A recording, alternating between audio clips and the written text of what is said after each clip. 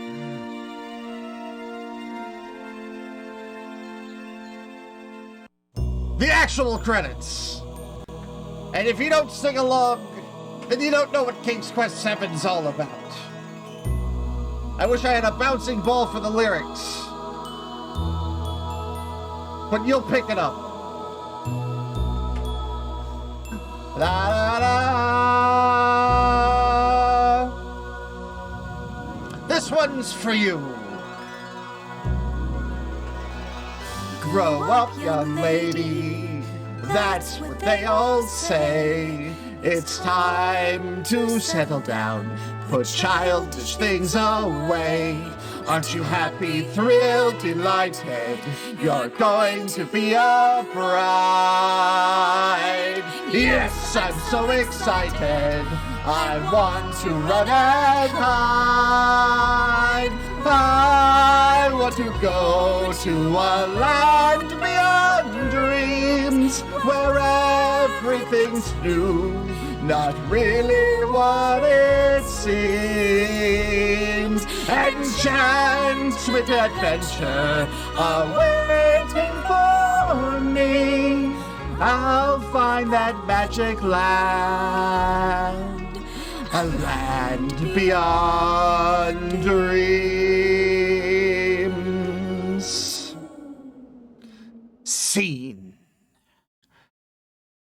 Crash to Microsoft DOS. Thanks for watching, everybody. I hope you really enjoyed it. That was King's Quest VII. Thank you all for all the donations. Thanks for tuning in for this. Keep watching. There are many more awesome runs coming your way right here on Speedrun Hall of Fame. Skip the Stigma, benefiting Nami. You're all amazing. Mwah! We'll see you next time. See ya.